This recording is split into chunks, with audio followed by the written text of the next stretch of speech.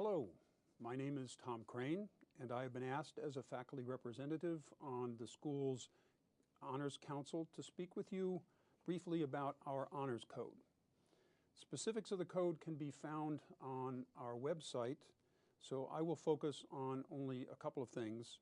First, our expectations of student conduct, and secondly, the Council's role in hearing cases when the code has been violated. Intuitively, you know what honor means. It involves your relations with others. It involves both your own reputation and that of the school. A cornerstone of this is mutual respect. You all know the adage, treat others as you would like to be treated, with respect and dignity. But beyond this, you might treat others as they would like to be treated. Do not reserve one set of values for home, another set for work, and a third set for the classroom. Act with integrity, with wholeness of character. Be honest. We are, after all, a university devoted to the truth. Our motto, Veritas vos liberabit, means the truth will set you free. How you conduct yourself with regard to these and other principles will help define your character and that of Johns Hopkins University. With these simple values before us, consider what honor is not. It is not disrespecting the person or the property of others, not harassment, intimidation, not intolerance or discrimination or bigotry, not theft or personal violence. It is not acting dishonestly by plagiarizing, claiming someone else's work as one's own. It is not cheating on exams or impersonating others for advantage. Cheating and plagiarism, the most common academic violations of our code of conduct, are both dishonest and disrespectful. They seek to deceive others about one's own capabilities, and they disrespect one's peers by giving an unfair advantage to one. Cheating is ultimately disrespectful to the cheater himself as well, as it undermines the whole system by which students are evaluated by putting forward false evidence of what he or she knows. When you leave Hopkins, how well you understand your domain, whether it is finance or marketing or real estate, will be critical to your success. Most of us are honorable most of the time.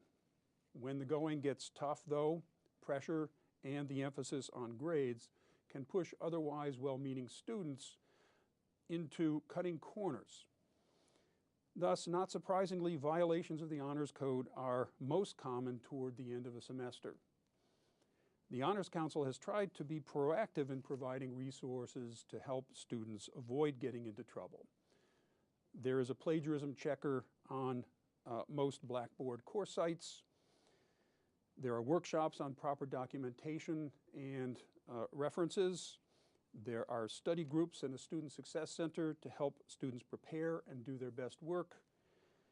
But ultimately, the onus is on you to manage your time well and to act with honesty, integrity, and respect for others.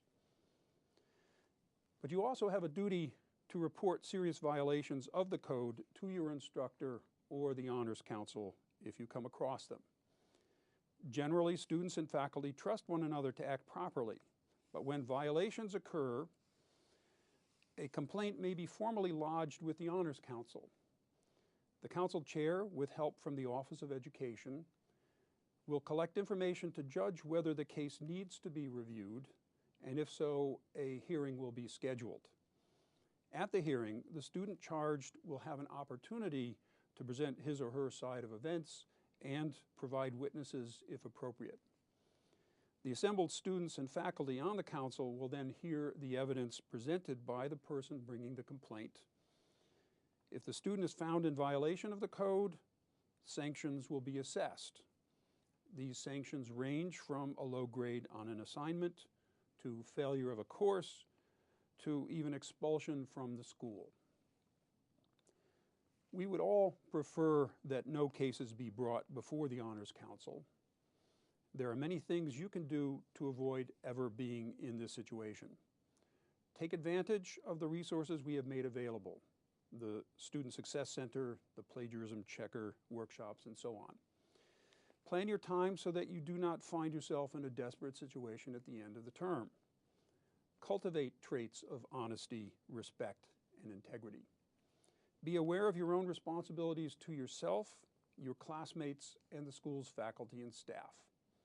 Make us proud. Thank you.